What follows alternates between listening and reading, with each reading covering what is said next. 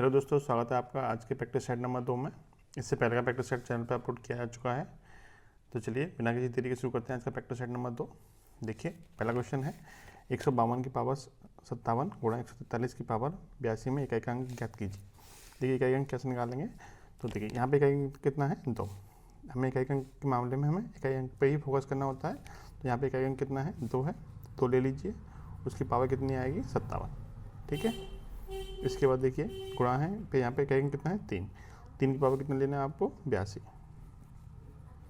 अब जब भी हमें पावर के रूप में दे रखा हो तो आपको 4 से भाग करके पावर इसमें कम करनी होती है। 4 से भाग क्यों करते हैं? क्योंकि 4 के पावर पे क्या होता है अंक रिपीट करता है। तो 4 से भाग करिए, इसमें 4 से भाग करेंगे शेष पर कितना आएगा 1 शेष पर आएगा। 2 की पावर 1 लिख लेंगे और यहाँ पर 4 से भाग करेंगे तो शेष पर आपका 2 आएगा। तो 3 की पावर 2 लिख लीजिए। 2 की पावर 1 कितना होता है 2 होता है। 3 का 2 कितना होता है तो 9 होता है। 9 दूनी 18। 18 में इकाई अंक कितना आता है? 18 में इकाई अंक आता है 8। तो इस क्वेश्चन का भी इकाई अंक कितना बनेगा 8 ही बनेगा। Option number C. दूसरा क्वेश्चन देखिएगा, यदि किसी संख्या का घन किया जाए तो निम्नलिखित में से कौन सा अंक इकाई स्थान पर आएगा? 1, 8, 0 से 9 तक कोई भी या फिर 9। जब भी हम किसी संख्या का इकाई घन करते हैं तो इकाई के स्थान में कौन कौन से अंक आते हैं? तो 0 से लेके 9 तक सभी अंक आते हैं। 0 से लेकर 9 तक सभी अंक आते हैं। क्योंकि 10 का क्यूब करते हैं 10 का क्यूब करते हैं तो 0 मिलता है हमें। 1 का क्यूब पे 1 मिलता है। 2 पे आपका 8 मिल जाता है। 3 पे 7 मिल जाता है। और ये आपका ठीक है, कुल मिला के आपको 0 से लेकर 9 तक सारे अंक मिल जाएंगे। 7 पे 9 मिल जाएगा। तो इसका राइट आंसर क्या बन जाएगा आपका ऑप्शन नंबर सी। यानी हम किसी भी संख्या का घन करेंगे तो हमें 0 से लेकर 9 तक सारे अंक इकाई के स्थान पर मिल जाएंगे। ऑप्शन नंबर सी आपका राइट आंसर होगा। नेक्स्ट देखिएगा, तीसरा क्वेश्चन दिया है। ये आपका सिंप्लीफिकेशन चैप्टर क्वेश्चन है, इसको सॉल्व करना है। तो इसमें कौन सा नियम लगाते हैं? बोर्ड मास का नियम लगाते हैं। बोर्ड मास का नियम क्या कहता है? पहले कि ब्रैकेट को सॉल्व करिए। ब्रैकेट में सबसे पहले छोटा कोष्ठक आएगा, उसके बाद में फिर आपका अगर यदि रेखा कोष्ठक दे रखा है तो छोटा कोष्ठक से पहले रेखा कोष्ठक भी आपका आ जाएगा। ठीक है, फिर छोटा कोष्ठक, फिर मंझला कोष्ठक और फिर आपका सबसे बड़ा कोष्ठक। फिर ओ का मतलब क्या होता है? ऑफ, यानी कि गुणा होता है। ठीक है, डी का मतलब डिवाइड होता है। एम का मतलब मल्टीप्लाई होता है। ए का मतलब ऐड यानी कि प्लस और एस का मतलब सब्ट्रैक्ट यानी कि माइनस। ठीक है, इस क्रम में इसको सॉल्व किया जाता है। क्लियर? अब आगे सॉल्व करते हैं। देखिए सबसे पहले ब्रैकेट को सॉल्व करेंगे तो ब्रैकेट में यहाँ पे रेखा कोष्ठक तो कहीं दे नहीं रखा, छोटा कोष्ठक दे रखा है ये वाला। इसके अंदर की चीज़ों को सॉल्व करेंगे। इसके अंदर की चीज़ों को भी इसी नियम के हिसाब से सॉल्व किया जाता है। तो पहले हम भाग करेंगे तो 20 में 4 का भाग करेंगे कितना मिलेगा 5 मिलेगा माइनस के। और 18 में से 5 माइनस कर देंगे कितना बचेगा 13 बचेगा। इस पूरे छोटे कोष्ठक में कितना बच जाएगा 13, जिसको आप यहाँ पर समझ लीजिए कितना बच जाएगा 56 माइनस के 35 माइनस 18 भागे 6 माइनस। अब ब्रैकेट के अंदर कितना बचा था 13 बचा था, क्योंकि यहाँ पे 20 में 4 का भाग किया था माइनस के 5 आया था और माइनस के 5 को घटाएंगे 18 में से तो कितना बचेगा 13 बचेगा। ठीक है, अब चिन्ह माइनस का बाहर है तो यहाँ पे माइनस का 13 रह जाएगा और यहाँ पे कितना है भाग 13। ठीक है, मतलब छोटा कोष्ठक खत्म हो जाएगा, मंझला कोष्ठक शुरू हो जाएगा। अब इसके अंदर की चीज़ों को सॉल्व किया जाएगा तो वही नियम लगाना दोबारा। देखिए 56 माइनस के 35 माइनस के मंझला कोष्ठक के अंदर चीज़ें देखिए। पहले भाग करेंगे तो 18 में 6 का भाग करेंगे 3 आ जाएगा यहाँ से, और 13 में 13 का भाग करेंगे तो 1 आ जाएगा। ठीक, 3 में से 1 घटाइए कितना आएगा 2 प्लस का आएगा, लेकिन चिन्ह बाहर माइनस का है तो माइनस का 2 हो जाएगा। तो यहाँ बचेगा आपका 56 माइनस के 35 और माइनस के 2। ठीक है, अब ये वाला कोष्ठक सॉल्व करिए तो ये हो जाएगा 56 माइनस के 35 में 2 गए तो 33। ठीक है, 56 में 33 गए तो कितना बचेगा 23। इस पूरे के राइट आंसर कितना बनेगा 23 बनेगा। ठीक है, ऑप्शन नंबर ए। चलिए नेक्स्ट देखिएगा। देखिए ये वाला क्वेश्चन दिया हुआ है, आपको बताना है क्वेश्चन मार्क के स्थान पर क्या आएगा। 0.537 के ऊपर बार दे रखा है, फिर माइनस के 0.35 के ऊपर बार दे रखा है, प्लस का 0.234 के ऊपर बार दे रखा है। देखिए प्लस वाले को प्लस में जोड़ लीजिए, फिर उसमें से माइनस कर दीजिए। जैसे 0.537 बार है, इसमें कितना प्लस कर दीजिए 0.234 के ऊपर बार जोड़ लीजिए, कितना आएगा 7 और 4 1 और 3 3 6 7 आ जाएगा, 5 2 7 आ जाएगा। ठीक है, 7 बन के ऊपर 12 लग जाएगा, क्योंकि 2 अंकों के ऊपर बार था, 2 अंकों के ऊपर मैंने बार लगा दिया। ठीक है, अभी आपका इतना प्लस का हो गया, माइनस कितना करना है इसमें 0.335 के ऊपर बार। 0.335 के ऊपर बार को माइनस कर दीजिए। कितना बचेगा आपका, देखिए 11 में से 5 के तो 6 बचेगा, 6 में से 3 के 3 बचेगा, 7 में से 3 के तो 4 बचेगा। 0.436, 3 6 के ऊपर क्या लग जाएगा, बार लग जाएगा। ठीक है, अब आपके पास बचा कितना, 0.436 के ऊपर बार। इसको हमें भिन्न में चेंज करना है, तो कैसे चेंज करते हैं भिन्न में, तो जो संख्या लिखी है उसको पूरा लिख लीजिए। 436, कितने अंकों के ऊपर बार नहीं है, एक अंक के ऊपर बार नहीं है, उसको माइनस कर दीजिए। ठीक है, बटे में क्या आएगा, जितने अंकों के ऊपर बार है उतना 9 आता है, जितने को बार नहीं उतना 0 आता है। ठीक है, कितना बचा, 436 में 4 गया तो 432 बटे में 990। ऑप्शन नंबर डी आपका राइट आंसर हो जाएगा। ठीक है, डी ऑप्शन आपका राइट आंसर होगा। नेक्स्ट क्वेश्चन देखिएगा। क्वेश्चन कह रहा है 30/31 और 32/33 का लासापा बताइए। तो भिन्नों का लासा कैसे निकालते हैं, अंश का लासापा यानी कि 30 और 32 का एलसीएम बटे में 31 और 33 का एचसीएफ। ठीक है, ये फॉर्मूला होता है भिन्नों का लासा निकालने का, अंश का लासा बटे में हर का मासा। 30 और 32 का एलसीएम कितना आएगा, तो इसका एलसीएम आ जाएगा 480, और 31 और 33 का एचसीएफ कितना आता है, तो वो आता है 1। कुल मिला कितना आंसर आ गया, 480 आ गया। ठीक है, जो कि आपका ऑप्शन नंबर बी में दिया हुआ है। क्लियर। नेक्स्ट देखिएगा, क्वेश्चन है a/b बराबर 5/8, तो 11/14 प्लस b माइनस a बटे में b प्लस a की वैल्यू बतानी है। देखिए a/b बराबर कितना देगा, 5/8 दे रखा है। इसका मतलब क्या है, a की वैल्यू 5 है, b की वैल्यू 8 है। ठीक है, हमें निकालना किसकी वैल्यू है, 11/14 प्लस के b माइनस के a अपॉन में b प्लस a, ये वैल्यू हमें निकालनी है। ठीक, वैल्यू रख दीजिए, a की जगह पे आप 5 रख दीजिए, b की जगह पे 8 रख दीजिए। ठीक, 11/14 प्लस b 8 माइनस के 5 बटे में 8 प्लस 5, तो ये हो जाएगा आपका 11/14 तो रहेगा ही, ये बचेगा ऊपर 3, नीचे हो जाएगा 13।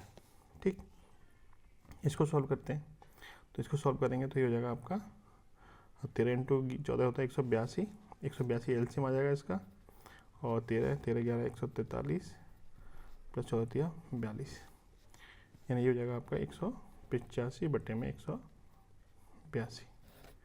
ऑप्शन नंबर ए आपका राइट आंसर होगा। ठीक है, चलिए नेक्स्ट देखिएगा।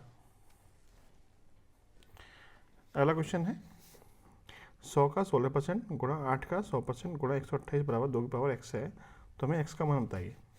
देखिए 100 का 16%, 100 का कितना परसेंट है, 16%, तो 16/100 हो जाएगा, गुणा 8 का कितना है 100%, तो 100/100 हो जाएगा, बराबर किसके 128 के, जो कि बराबर दे रखा है आपको, सॉरी गुणा कितना है 128 है, जो कि बराबर दे रखा है आपको 2 की पावर x के। हमें यहाँ से x की वैल्यू निकालनी है।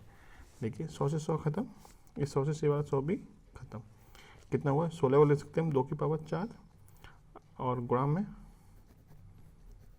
आ जाएगा 8 को ले सकते हैं 2 की पावर 3, गुणा 128 को ले सकते हैं हम 2 की पावर 6।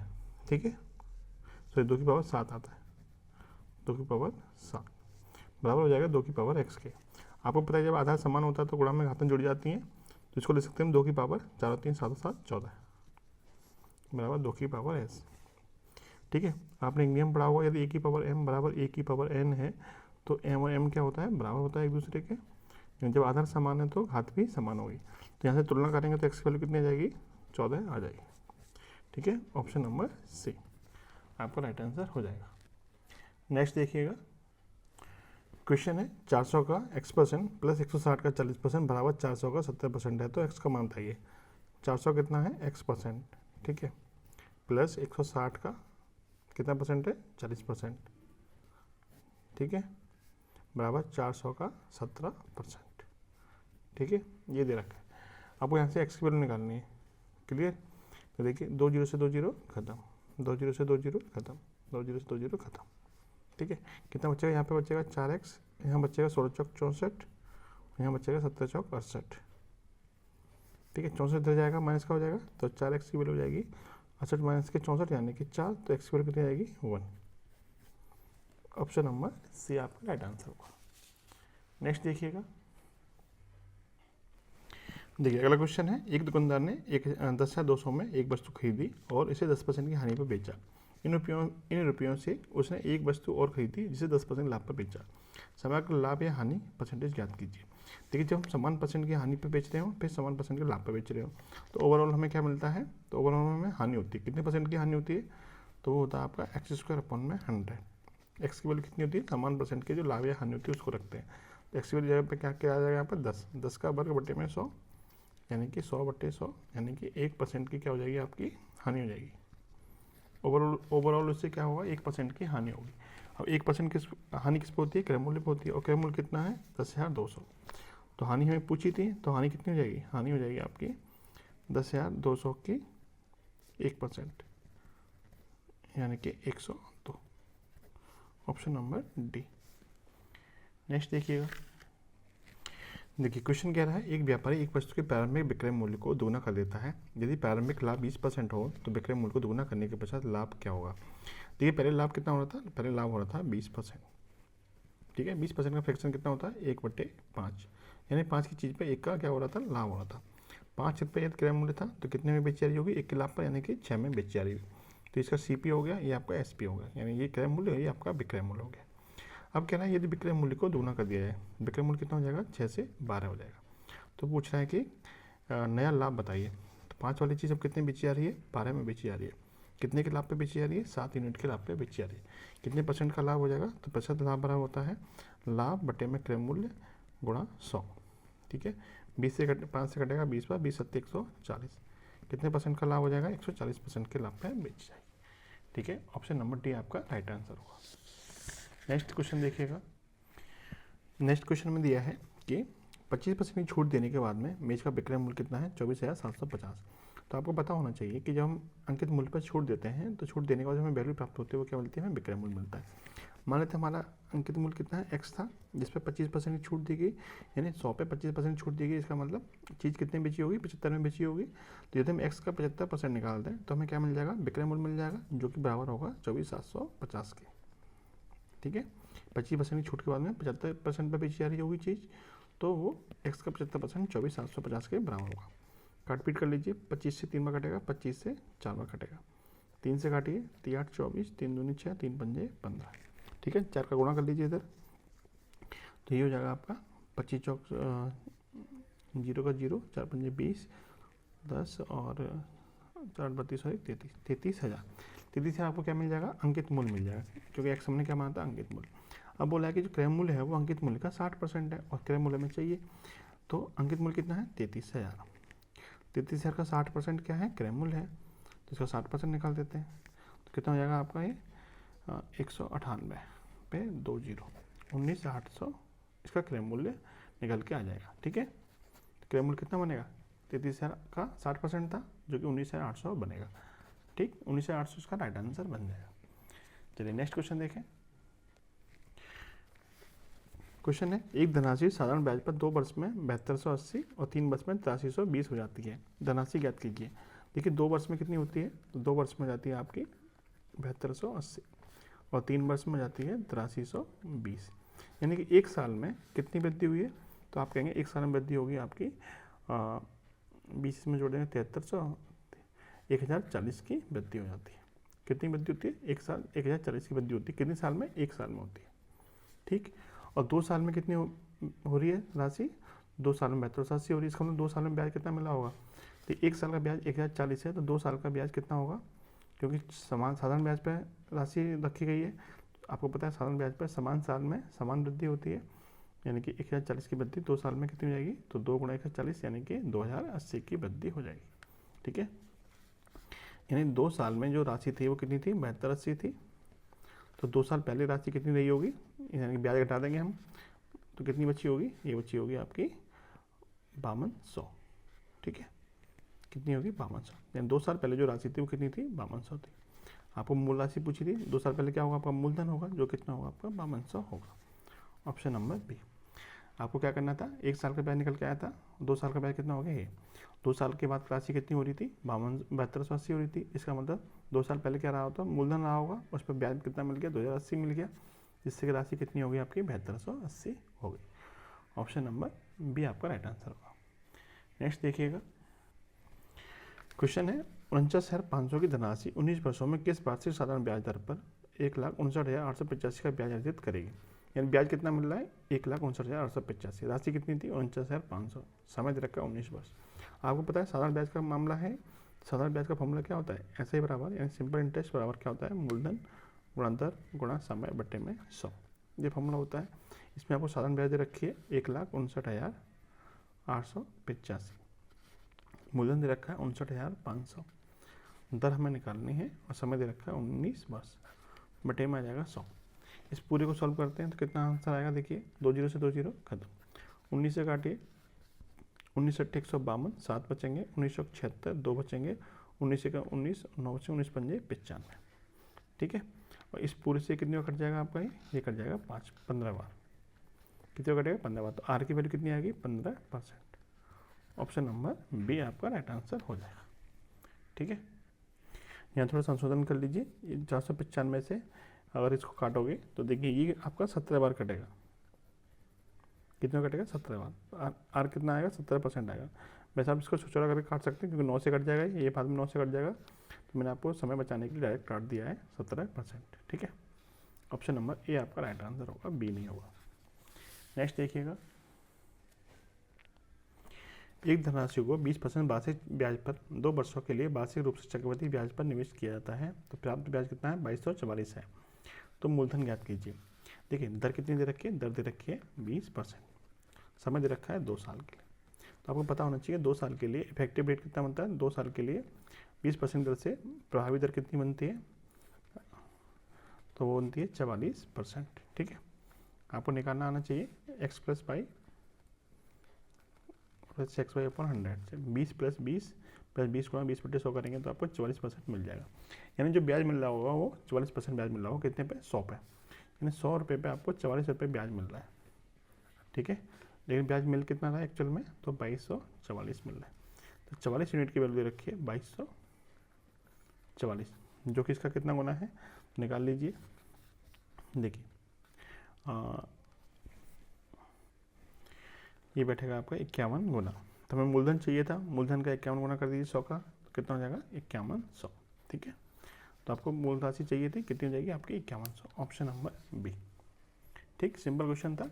20% का प्रभावी दर होती है 44% 2 साल के लिए, 40% की वैल्यू दे रखी थी 2244, तो 100 की वैल्यू कितनी होगी 5100 हो जाएगी, क्लियर। चलिए नेक्स्ट देखिएगा, देखिए सेम ही टाइप का क्वेश्चन है। 20% दर दे रखी है, 2 साल के लिए ब्याज दे रखा है आपको 2332 रुपये। तो 20 साल के लिए प्रभावी दर कितनी थी, 20% दर से 20% दर से प्रभावी दर थी 2 साल के लिए 44%, और ब्याज दे रखा है आपको यहाँ पर 2332, ठीक है। पिछले क्वेश्चन की तरह ही करते हैं, 44% की वैल्यू दे रखी है 2332, हमें 100% की वैल्यू चाहिए क्योंकि हमें मूलधन चाहिए। तो 44 का ये कितना गुना है, तो 44 का ये 53 गुना है, तो 100 का 53 गुना कर दीजिए, कितना हो जाएगा 5300, ठीक है। मूलधन कितना हो जाएगा आपका 5300 हो जाएगा। 14वें क्वेश्चन की तरह ही था ये क्वेश्चन, क्वेश्चन नंबर 15। नेक्स्ट देखिए क्वेश्चन नंबर 16। देखिए क्वेश्चन कह रहा है, आकाश ने 21,000 रुपये के साथ एक व्यापार शुरू किया, बाद में 36,000 के साथ में बाला उसे जुड़ गई। यदि वर्ष के अंत में लाभ को समान रूप से विभाजित किया जाता है तो ज्ञात कीजिए बाला कितने महीनों के बाद व्यापार में जुड़ा था। देखिए लाभ को समान रूप से विभाजित किया जाता है, समान रूप से विभाजित तभी किया जाता है जब जो लाभ जो बढ़ता है वो उसके हिस्से के अनुसार बढ़ता है, यानी जितना हिस्सा लगाएगा उसी हिसाब से वो उसको लाभ बढ़ेगा। समान लाभ बढ़ रहा है, इसका मतलब दोनों ने समान हिस्सा लगाया है। समान हिस्सा कैसे लगेगा, देखिए 21,000 रुपये लगाए इसने, कितने महीने के लिए, 12 महीने के लिए। और इसने 36,000 रुपये लगाए, कितने महीने लगाए हम निकालते हैं, मान लेते हैं x महीने के लगाए, दोनों का हिस्सा क्या हो गया बराबर बराबर, तभी इनका लाभ बराबर बढ़ रहा है। इसको सॉल्व करते हैं पहले, 3 जीरो से 3 जीरो खत्म, 12 से कटेगा 3 और 3 से कटेगा 7 बार, यानी x की वैल्यू आपको कितनी मिल गई 7 मिल गई। यानी कि जो बाला था, बाला ने 36,000 रुपये लगाए थे, वो कितने महीने के लगाए थे 7 महीने के लगाए थे। इसका मतलब वो कितने महीने के बाद जुड़ा है, तो 12 महीने के लिए लगाया, पूरा बिजनेस 12 महीने के लिए हुआ है, तो कितने महीने के बाद जुड़ा होगा 12 माइनस के 7 यानी कि 5। यानी कि बाला जो बिजनेस में एंट्री करी है बाला ने, वो कितने महीने के बाद एंट्री करी है, 5 महीने के बाद एंट्री करी है, ऑप्शन नंबर सी, ठीक। नेक्स्ट क्वेश्चन देखिए, देखिए क्वेश्चन है, एक पंसारी 5 क्रमागत महीनों के लिए रुपये 6735, 7227, 7155, 7530 और 6562 की बिक्री करता है। छठे महीने में उसकी बिक्री कितनी होनी चाहिए ताकि उसकी औसत बिक्री 6800 हो जाए। देखिए औसत बराबर क्या होता है, कुल योग बटे में कुल संख्या, कुल योग बटे में संख्या, ठीक है। औसत दे रखा आपको 6 महीने का 6800, कुल योग कितना है तो सबको जोड़ लीजिए, 6 7 3 5 और यह 7227 प्लस 71 55 प्लस 75 30 प्लस 65 62, छठा महीने में मान लेते हैं कि उसने x रुपये की बिक्री करी होगी। कुल मिला के सब में कितने महीने, 1 2 3 4 5 6 महीने, तो 6 से भाग कर दीजिए। ठीक है, इसको सॉल्व करते हैं। 6 गुणा 6800 कितना हो जाएगा, तो 6 गुणा 6800 हो जाएगा आपका 40,800। ठीक है, और इन सबको जोड़ेंगे कितना आएगा, इन सबको जोड़ने में मिलेगा आपको 35,209 प्लस के x।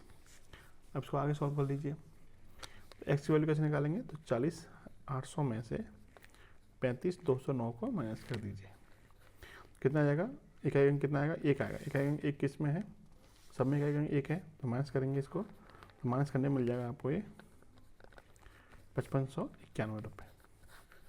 ठीक है, यानी कि 5591 कौन से ऑप्शन में है, तो ऑप्शन नंबर डी में। छठे महीने में वो कितनी बिक्री करेगा, 5591 रुपये की बिक्री करेगा, जिससे कि पूरे 6 महीने का जो औसत बनेगा वो कितना बनेगा, 6800 बन जाएगा। ठीक है, चलिए नेक्स्ट देखिएगा। 10 डेटा का औसत 60.5 है। इसमें पहले 3 डेटा का औसत 58 है, अगले 4 डेटा का 68 है। यदि 8वां डेटा 9वां डेटा से 15 कम है और 10वें डेटा से 9 कम है तो 8वां डेटा ज्ञात कीजिए। देखिए अभी आपको बताया था मैंने कि औसत बराबर क्या होता है, योग बटे में संख्या। औसत बराबर योग बटे में संख्या, तो योग कैसे निकालेंगे, तो योग बराबर हो जाएगा औसत गुणा संख्या, औसत गुणा संख्या। ठीक है, अब जरा बताइए कि 10 डेटा का औसत कितना है, 60 है, तो इनका योग कितना होगा, 10 का योग हो जाएगा 10 गुणा औसत कितना था इसका 60.5 यानी कि 605, यानी सभी संख्या का जो योग मिल गया आपको 605 मिल गया। ठीक है, अब कह रहा है कि पहले जो 3 डेटा है उसका औसत कितना है 58, तो पहले 3 का योग कितना हो जाएगा, पहले 3 का योग हो जाएगा 3 गुणा 58 यानी कि 176 174, और 4 का औसत कितना है, 4 का है 68, तो 4 गुणा 68 कर लीजिए, तो कितना हो जाएगा आपका 272। ठीक है, और फिर कह रहा है कि जो 8वां डेटा है 9वें डेटा से 15 कम है और 10वें डेटा से 9 कम है, तो 8वां 9वां और 10वां। ठीक है, 3 मान लेते हैं कि जो 8वां है, अच्छा मान लेते हैं 10वां जो है वो कितना है x है।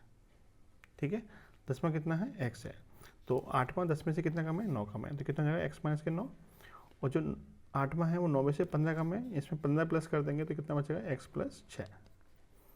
ठीक है, तो 8वां डेटा हो गया x माइनस के 9, 9वां हो गया x प्लस 6, 10वां हो गया x। अब 3 का योग ये हो गया, 4 का योग है 7 और 3 योग है 10, 10 का योग कितना हो जाएगा, इन सब का जोड़, और 10 का एक्चुअल योग दे कितना रखा है 605 दे रखा है, तो यहाँ से हम सॉल्व करके x की वैल्यू निकाल सकते हैं। देखिए 3 का योग कितना था 174, 4 का कितना था 272, प्लस 8 में कितना था x माइनस के 9, 10वां x प्लस 9 में कितना था x प्लस 6, 10वां था x, सबका योग कितना दे रखा है 605। क्लियर, इसको आगे सॉल्व करिए। देखिए 174 प्लस के ये दोनों को जोड़िए कितना आएगा, तो ये हो जाएगा आपका 6 और 27 और 44। ठीक है, और ये आपका 6 और था यहाँ पे, 9 में से 6 माइनस के 3 बचेंगे, प्लस के x plus x plus x 3x हो जाएगा बराबर 605। 3 माइनस कर दिए कितना जाएगा 443,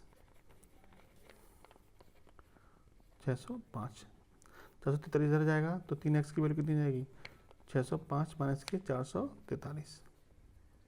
ठीक, तो 3x बराबर हो जाएगा, माइनस करिए इसको, तो ये 2 बचेगा और यहाँ पे 16 बचेगा, तो x की वैल्यू हो जाएगी 54।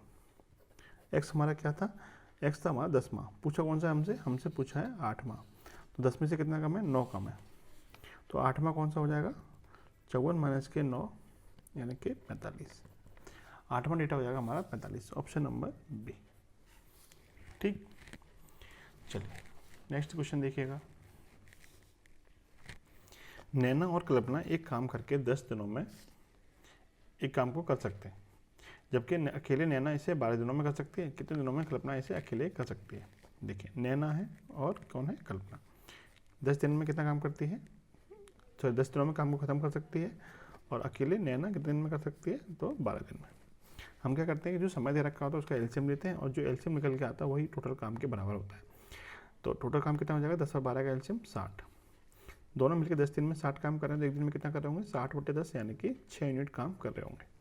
ऐसे नैना अकेले 12 दिन में पूरा काम कर रही है, तो एक दिन में कितना कर रही होगी? 60/12 यानी कि 5 काम कर रही होगी। दोनों मिलकर 6 काम कर रहे हैं और अकेले नैना 5 कर रही है, तो इसका मतलब जो कल्पना होगी वो कितना काम कर रही होगी? कल्पना कर रही होगी 6 - 5 यानी कि 1 काम। यानी कल्पना का जो एक दिन का काम होगा वो कितना होगा? 1 यूनिट होगा। और टोटल काम करना है, टोटल काम कितना है? 60 यूनिट है, तो कितने दिन लग जाएंगे? एक काम को करने में एक दिन लेती है कल्पना, तो 60 काम को करने में कितना दिन लेगी? तो 60 दिन ही लेगी। ठीक है, ऑप्शन नंबर डी। नेक्स्ट देखते हैं। देखिए जे एक कार्य को 81 दिनों में पूरा कर सकता है, जे कर सकता है 81 दिनों में, और जो के है उस कार्य को कर सकता है 84 दिनों में। दोनों मिलकर वो किस कार्य को कितने दिनों में पूरा कर सकते हैं? तो 81 और 84 का एलसीएम लेंगे हम। 81 84 का एलसीएम आता है आपका 2268। ठीक है, एलसीएम निकालना आपको मैंने सिखाया है एलसीएम वाले चैप्टर में। यदि आपको नहीं निकालना आता है तो आप वहाँ जाके सीख सकते हैं। देखिए 81 दिनों में इतना काम करता है, एक दिन में कितना करेगा? 81 का इसमें भाग कर देंगे तो कितना आएगा? 81 का इसमें भाग करेंगे तो 28 आएगा, और 84 का इसमें भाग करेंगे कितना आएगा? 27 आएगा। यानी कि जे है वो एक दिन में 28 यूनिट काम करता है, और जो के है वो एक दिन में 27 यूनिट काम करता है। दोनों मिलके जे प्लस के एक दिन में कितना काम कर देंगे? तो 28 + 27 यानी कि 55 यूनिट काम कर देंगे एक दिन में। पूरा काम कितना है? 2268। कितना समय लगेंगे? तो कितना समय लगेगा? एक दिन में 55 काम कर रहे हैं तो 2268 काम करने में कितना समय लगेगा? तो 2268/55 भाग करें कितना आएगा? 41 सही 13/55 दिन। ठीक है, क्योंकि आपको ऑप्शन नंबर बी में दिया हुआ है। क्लियर? चलिए नेक्स्ट देखिएगा। अगला क्वेश्चन है ए एक्स से बाई तक 180 किलोमीटर प्रति घंटे की चाल से जाता है और 150 मिनट देरी से पहुंचता है। ये देखो 132 किलोमीटर प्रति घंटे की चाल से जाता है तो 150 मिनट जल्दी पहुंच जाता है। एक्स और बाई के बीच की दूरी बताइए। देखिए एक्स से बाई तक जाता है एक तरफ से, तो 121 किलोमीटर की स्पीड से जाता है, तो 150 मिनट लेट पहुँचता है। ठीक है, और जब वापस लौट के आता है तो 132 की स्पीड से जाता है और 150 मिनट जल्दी पहुंच जाता है। ठीक, पूछा कि इन दोनों के बीच की दूरी पूछिए, एक्स और बाई के बीच की दूरी। ये फॉर्मूला होता है डी बराबर एक्स बाई अपॉन में एक्स अंतर बाई इंटू T1 अंतर T2। T1 T2 किस में दे रखा होता है? घंटे में। एक्स और बाई किस में है? किलोमीटर प्रति घंटा में। एक्स की वैल्यू कितनी है यहाँ पे? 121। बाई कितनी है? 132 बटे में एक्स और बाई दोनों का अंतर कितना आ जाएगा? 11 इंटू T1 और T2 का अंतर कितना है? 150 मिनट पहले पहुंच रहा है, ये 150 मिनट बाद में पहुंचा है। दोनों का अंतर करेंगे तो ये माइनस वाला प्लस में चेंज हो जाएगा। 150 + 150 कितना हो जाएगा? 300। ये मिनट में दे रखा समय, तो घंटे में चेंज करने के लिए 60 से भाग करना पड़ेगा। सॉल्व कर लीजिए इसको आगे। 60 से कट जाएगा 5 बार, 11 से कट जाएगा 11 बार, 11 × 5 कितना हो जाएगा? 55। 55 × 132, 55 × 132 करें कितना आएगा? 55 दूनी 110, 11 और 165, 11 176 के 6 हासिल के 17, 55 और 17 72, 72 60। Option number C, option number C आपका राइट आंसर हो जाए। क्लियर?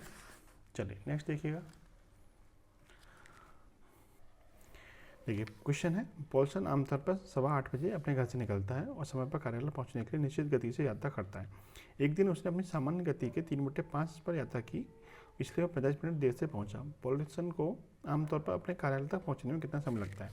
देखिए आपको एक चीज़ पता होनी चाहिए कि जब दूरी क्या है? निश्चित है। जब दूरी क्या हो? निश्चित हो, क्योंकि कार्यालय से घर तक की दूरी क्या है? निश्चित है।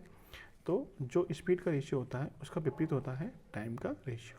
ठीक है, अब कह रहा है कि टाइम जो उसकी जो चाल है वो सामान्य चाल का कितना है? 3/5 हो गई। तो स्पीड पहले कितनी थी? ये तो 5 थी। स्पीड पहले कितनी थी? 5 थी। तो अब कितनी होगी स्पीड? अब होगी उसकी 3। सामान्य चाल का 3/5 चल रहा है। चाल यदि पहले 5 थी तो स्पीड कितनी अब कितनी हो गई? 3 हो गई। समय का रेशियो क्या होगा? इसका उल्टा होगा। यानी यदि पहले समय 3 लग रहा था तो अब समय कितना लग रहा होगा? 5 यूनिट लग रहा होगा।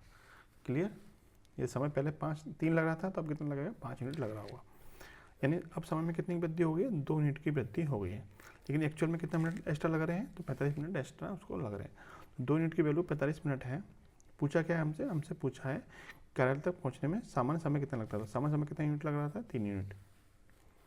2 की वैल्यू 45 है तो 3 की वैल्यू कितनी होगी, 45/2 गुणा 3, ठीक है, यानी 135/2 मिनट, ठीक है, क्योंकि 45 के समय कितने दे रखा था, मिनट में दे रखा था, लेकिन आपको ऑप्शन में दे रखा है घंटे, ठीक है। तो इसको घंटे में चेंज करने के लिए क्या करना पड़ेगा, हमें 60 से भाग करना पड़ेगा। तो 135/2 और 60 से क्या कर दीजिए, भाग कर दीजिए।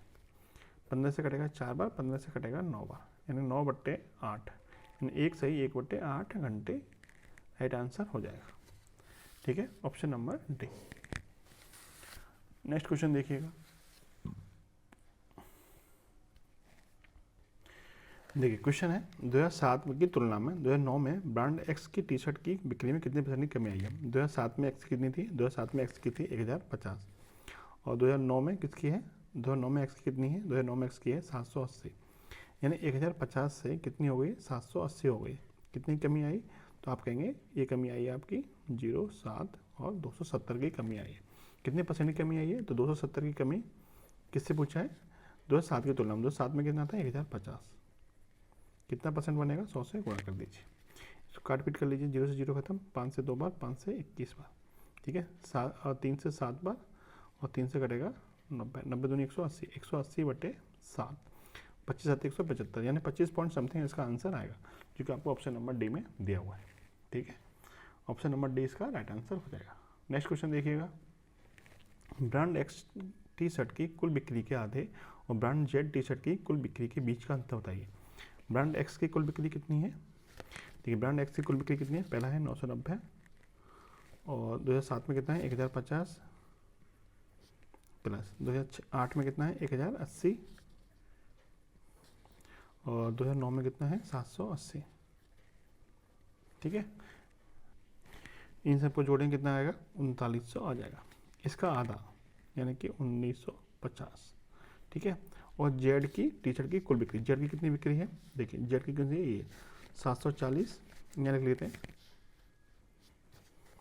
740 प्लस 780 प्लस 860 प्लस कितना है 1120, किसके बराबर है, 3500 के बराबर।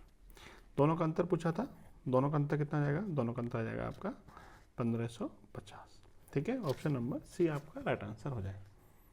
क्लियर। चलिए नेक्स्ट क्वेश्चन देखिएगा। एक आयताकार उद्यान में एक समान चौड़ाई का पथ चारों तरफ है। उद्यान 36 मीटर लंबा और 24 मीटर चौड़ा है। पथ द्वारा घेरे गए क्षेत्र 576 मीटर स्क्वायर है, तो पथ की चौड़ाई बताइए।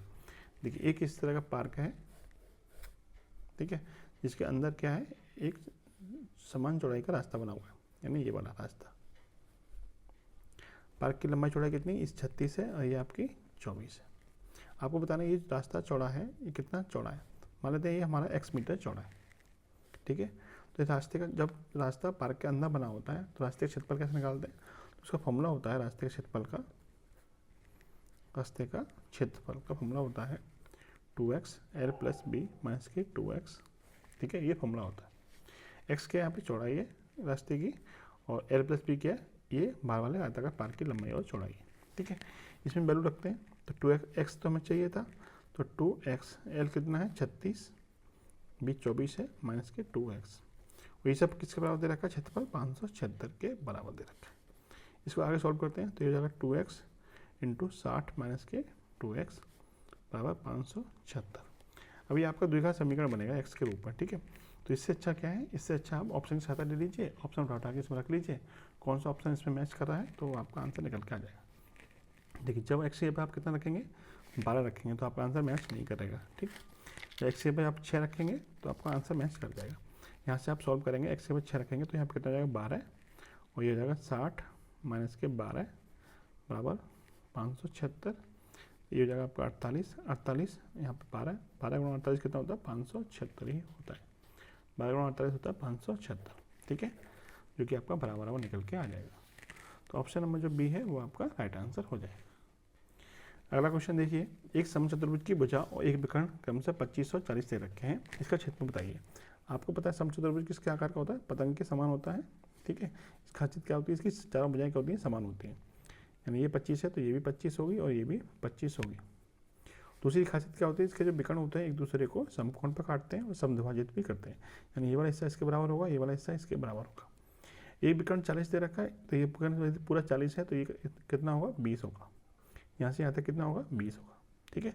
यदि ये समकोण त्रिभुज है जिसमें ये 25 है, ये 20 है, तो ये कितना होगा, तो आपने ट्रिपलेट पढ़ा होगा 3 4 5, इसमें 5 से गुणा कर दीजिए, ये 15 हो जाएगा, ये 20 हो जाएगा, ये 25 हो जाएगा। यानी कर्ण आपका 25 है तो इसमें एक वजह 20 होगी, एक वजह 15 होगी, तो ये कितनी हो जाएगी आपकी, 15 हो जाएगी। यदि ये 15 है तो ये पूरा विकर्ण कितने का होगा, 30 का होगा, ठीक है। एक विकर्ण 30 का हो गया, ये वाला कितने का था, विकर्ण 40 का था। हमें चाहिए क्या, क्षेत्रफल चाहिए। आपको पता है समचतुर्भुज का क्षेत्रफल क्या होता है, एक समचतुर्भुज क्षेत्रफल का फॉर्मूला होता है 1/2 गुणा विकर्णों का गुणनफल, विकर्णों का गुणनफल, ठीक है, ये फॉर्मूला होता है। फॉर्मूले में वैल्यू रख दीजिए, विकर्ण कितने हैं, 30 और 40, 2 से कट जाएगा 20 बार, 20 दिया 60, यानी कि 600 metre square. Option number A आपका राइट आंसर हो जाएगा। नेक्स्ट क्वेश्चन देखिएगा, यदि ए और बी दो असंयुक्त समुच्चय यानी जिनमें आपस में कुछ भी कॉमन नहीं है तो एन ए यूनियन बी किसके बराबर होगा। तो जब आपस में कुछ भी कॉमन नहीं होता तब एन ए यूनियन बी बराबर होता है n A plus n B, ठीक है, जो कि आपको ऑप्शन नंबर बी में दिया हुआ है, सीधे फॉर्मूला होता है, ठीक। चलिए नेक्स्ट क्वेश्चन देखिएगा, कथन और निष्कर्ष वाला। देख कथन कह रहा है कि सभी लड़कियां लड़के हैं, सभी लड़की क्या है, लड़के हैं, ठीक है, ये लड़की का हो गया, ये आपका लड़के का हो गया। फिर कह रहा है कुछ लड़के पुरुष हैं, कुछ लड़के क्या हैं, पुरुष हैं, इस तरीके से बन जाएगा। फिर कह रहा है सभी पुरुष क्या हैं, महिलाएं, सभी पुरुष क्या हैं, महिलाएं, ठीक। ये आपका क्या होगा, कथन के अकॉर्डिंग हमने वेन डायग्राम बना लिया। निष्कर्ष देखते हैं, कुछ लड़कियां पुरुष हैं, कुछ लड़की पुरुष हैं, कहीं के टच हो रहा है, नहीं हो रहा है, पहला निष्कर्ष आपका नहीं निकलेगा। कुछ महिलाएं लड़कियां हैं, कुछ महिलाएं लड़कियां हैं, तो ये भी मैच नहीं कर रहा, तो ये भी आंसर नहीं होगा। दोनों ही मैच नहीं कर रहे, दोनों मैच करने वाला कौन सा ऑप्शन होता है, ना तो एक ना ही सी। सी किस में दे रखा है आपको, सी दे रखा है डी ऑप्शन में, ठीक है, डी ऑप्शन आपका राइट आंसर हो जाएगा। अगला क्वेश्चन देखिएगा, ये आपको एक समीकरण दे रखा है, कुछ स्टार की जगह आपको ये चिन्ह आपको फिट करना है जिससे कि समीकरण आपका बैलेंस बन जाए। तो देखिए इस तरह के सवाल में क्या करना होता है, आपको रख के ही चेक करना पड़ता है। जब आप पहला ऑप्शन रखेंगे तो ये आपका समीकरण मैच नहीं करेगा। दूसरा ऑप्शन रख के देखते हैं, देखिए पहले रखेंगे भाग 60 भागित 5, ठीक है, प्लस 8 बराबर 2 और फिर क्या है, गुणा है, फिर 8 है, फिर क्या आएगा, प्लस आ जाएगा। देखिए मैंने दूसरा ऑप्शन रख के चेक किया है, देखते हैं पूरा फिट बैठ रहा है नहीं बैठ रहा। पहले तो मैं रख के चेक किया था, बैठ नहीं रहा था, इसको चेक करते हैं। पहले क्या करेंगे, भाग करेंगे, तो 60 में 5 का भाग करेंगे 12 आ जाएगा, 12 प्लस 8, यहाँ पे आपका गुणा हो जाएगा, 8 दूनी 16 प्लस के 4, 16 4 कितना होता है, 20 होता है, 12 8 कितना होता है, 20 होता है। इन दोनों तरफ क्या है, बराबर बराबर आ गया, तो दूसरा जो ऑप्शन है वो आपका सही आंसर है। इस तरह सवालों को आपको ये ऑप्शन में रख के ही चेक करना पड़ता है और कोई तरीका इसका नहीं होता है, ठीक है। चलिए नेक्स्ट क्वेश्चन देखा जाए, दर्पण प्रतिबिंब वाला। देखिए ये आपको दे रखा है, इसका दर्पण प्रतिबिंब बताना है क्या हो। दर्पण प्रतिबिंब की खासियत क्या होती है, ये सब चिन्ह क्या हो जाएंगे, तो जाके उल्टे हो जाएंगे, ठीक है। तो 2 का उल्टा आएगा सबसे पहले, 2 का उल्टा यहाँ पे आएगा, 2 का उल्टा क्या होगा, सबसे पहले शुरुआत होगी 2 के उल्टे से, तो 7 तो होगा नहीं, ये दोनों ऑप्शन बचे हुए हैं। इसके अलावा देखिए जो भी दर्पण प्रतिबिंब होगा उसमें कोई भी चिन्ह समान नहीं बचेगा, मतलब कोई भी जैसे साधारण दिखते हैं ना वैसे नहीं दिखेगा, उसका उल्टा ही दिखेगा, ठीक, जबकि इस ऑप्शन में आपको ये सामान दिख रहे होंगे, तो ये भी हमारा आंसर नहीं होगा। एक ही ऑप्शन बचा, ऑप्शन नंबर डी। इस तरीके से आप इसको एलिमिनेट भी करके आंसर निकाल सकते हैं, ठीक है, जरूरी नहीं है पूरा का पूरा मैच करो, एलिमिनेट करके भी इसका आंसर निकाल सकते हैं। नेक्स्ट देखिए, ये आपको एक कुछ शब्द दे रखा है, इसको आपको अरेंज करना है, अरेंज करने के बाद में उसका आपको विपरीत अर्थ वाला शब्द इसमें से ढूंढना है, ठीक है। ये थोड़ा टेढ़ा होता है सवाल, मतलब थोड़ा मेहनत, मतलब थोड़ा इसमें टाइम टेकन वाला होता है, क्योंकि इसको अरेंज करने के बाद में फिर इसका मीनिंग भी आपको आना चाहिए, मीनिंग आने के बाद में उसका फिर अपोजिट भी आना चाहिए। तो जब इसको अरेंज करोगे तो अरेंज करने पे क्या मिलेगा आपको, ये मिलेगा आपको प्रेजेंट, PRISON। प्रेजेंट का मतलब क्या होता है, जेल। इसका अपोजिट इनमें से देखिए क्या होगा, जेल का अपोजिट जेल तो होगा नहीं, कन्फाइनमेंट भी जेल की तरह ही होता है, कैद होता है, लॉकअप भी कैद की तरह ही होता है। एक ऑप्शन बचा रिलीज। ठीक है, जेल का अपोजिट क्या हो जाएगा, रिहाई, ऑप्शन नंबर ए। तो यहाँ पे आपको इंग्लिश की नॉलेज भी होनी चाहिए थोड़ी बहुत। नेक्स्ट देखिएगा, देखिए ये सीरीज दे रखी है आपको, क्वेश्चन मार्क के स्थान बताना है क्या है। देखिए क्या लॉजिक लगा है, बी से एफ तक जाने में कितना जोड़ा गया है, आप कहेंगे 4 जोड़ा गया है। एफ से एल तक जाने में कितना जोड़ा गया है, तो आप कहेंगे 6 जोड़ा गया। आगे कितना जोड़ना पड़ेगा, 4 6 8, यानी 2 का अंतर है, कितना जोड़ना पड़ेगा यहाँ पे 8। एल प्लस 8 कितना होता है 20, 20 का मतलब कितना होता है, पहला अक्षर आएगा टी, पहला अक्षर कितना आएगा टी आएगा, तो ये दोनों ऑप्शन तो आपके नहीं होंगे। अब देखिए 3 में 8 जाने के कितना जोड़ा गया, 5 प्लस के 5 हुआ है, 8 से 15 जाने में प्लस के 7 हुआ है, 5 + 7 + 9, कितना जोड़ना पड़ेगा आपको 9, क्योंकि 2 का अंतर आ रहा है, तो 15 + 9 कितना होगा 24। ठीक है, टी के बाद में कितना आना चाहिए 24 आना चाहिए, जो कि आपको ऑप्शन नंबर डी में दे रखा है। ठीक है, तीसरा मैच करने की जरूरत नहीं है, एक ही ऑप्शन आपका मैच कर रहा है। क्लियर, चलिए नेक्स्ट देखिएगा, दी गई श्रृंखला में अगला पद ज्ञात कीजिए। देखिए ये 5 आपको सीरीज दे रखी है 5 की, आगे बताना क्या आएगा। देखिए ये शब्द दे रखा है, ये आपके 5 शब्द दे रखे हैं, कैसे कैसे बनाए इसमें से। यदि हम पहले शब्द में से पी को काट दें और लास्ट वाले को काट दें तो हमें तीसरा शब्द मिल जाएगा। ठीक है, पहले का संबंध किससे है, तीसरे से। इसमें से यदि हम इस ओ को काटते हैं, आई को काटते हैं तो हमें ये शब्द मिल जाएगा। दूसरे संबंध किससे दे रखा है, चौथे से। अब देखिए तीसरे को यदि इसमें से आर काटते हैं, ओ काट दें तो हमें क्या मिल जाएगा, ये वाला। तीसरे का संबंध दे रखा है हमें 5 में से, तो यहाँ पे कौन सा आएगा, यहाँ पे जो आएगा क्वेश्चन मार्क के स्थान पर कौन सा वाला आएगा, इसमें से सी काट दें और टी काट दें तो हमें क्या मिल जाएगा, ये वाला मिल जाएगा। यही हमारा अगले वाले से संबंध दर्शाएगा। ठीक है, इस वाले से, तो RASTINA ऑप्शन नंबर जो कि बी में दे रखा है। ठीक, इसी टाइप क्वेश्चन आपका प्रैक्टिस नंबर 1 में दे रखा था, वहाँ पर भी ऐसे ही करवाया था। यदि आपने अभी तक प्रैक्टिस सेट नंबर 1 नहीं देखा है तो देख लीजिए, आपकी प्रैक्टिस और भी मजबूत हो जाएगी। चलिए क्वेश्चन नंबर 34 देखिएगा, फीस्ट का संबंध दे रखा है 84 से, तो स्कोर का संबंध किससे हुआ। देखिए FEAST, इसका कितना संबंध दे रखा है 84 से। देखिए इसके अपोजिट शब्दों को जोड़ा गया है इसमें। एफ का अपोजिट क्या होता है, तो एफ का अपोजिट होता है यू, ई का क्या होता है वी, ए का क्या होता है जेड, एस का क्या होता है एच, और टी का होता है, देखिए यहाँ पे रखिए, टी का होता है जी। इनके नंबरों को जोड़िए, यू का नंबर होता है 21, वी का होता है 22, इसका 26, इसका 8, इसका 7।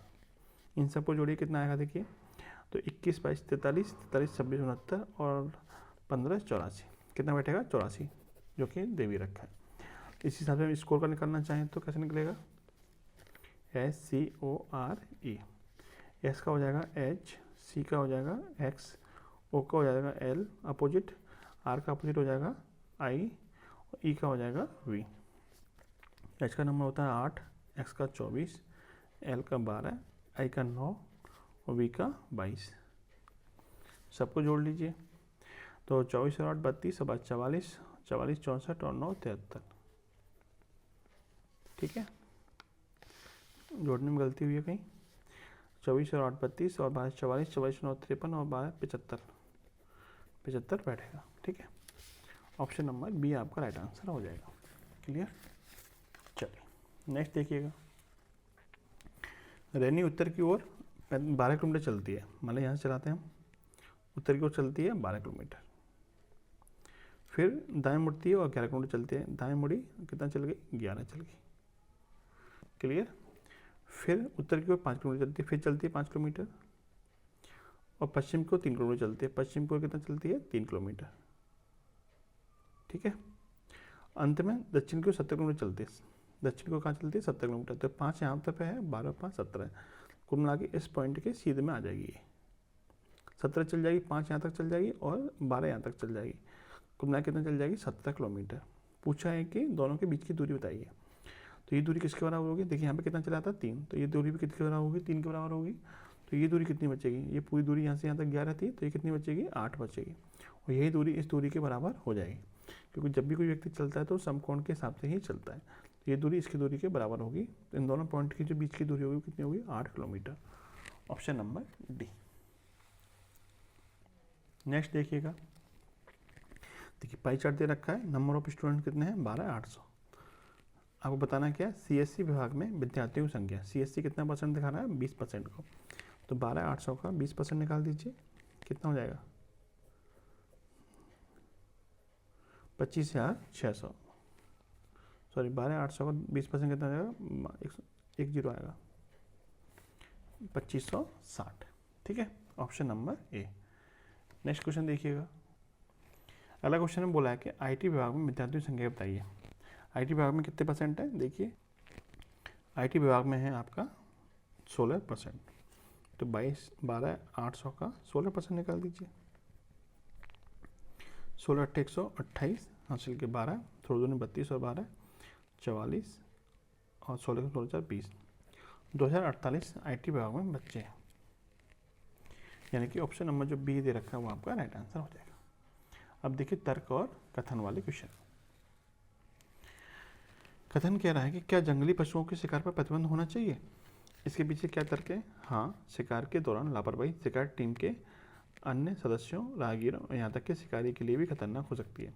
देखिए शिकारी के लिए खतरनाक हो सकती है, राहगीरों के लिए खतरनाक हो सकती है, शिकार के दौरान लापरवाही, तो इससे ये थोड़ी प्रतिबंध लग रहा है कि शिकार पर रोक लगाना चाहिए, तो ये तो आपको शिकार करने के लिए मतलब तरीके बता रहा है। शिकार के दौरान लापरवाही होती है इसलिए शिकार पर प्रतिबंध लगा देना चाहिए, तो ये तो तरीका नहीं होगा। दूसरा कह रहा है नहीं, यह व्यायाम के एक रूप में कहा करता है, क्या किसी की जान लेना व्यायाम के रूप में काम करेगा, तो ये भी हमारा तरीका नहीं हो सकता। तो दोनों ही तर्क हमारे क्या हैं, प्रबल नहीं है, और ना ही एक तर्क प्रबल है ना ही दो, तो ऐसे में कौन सा ऑप्शन काम करता है, डी ऑप्शन। डी किस में दे रखा है, ऑप्शन नंबर डी में ही दे रखा है, डी ऑप्शन आपका राइट आंसर हो जाएगा।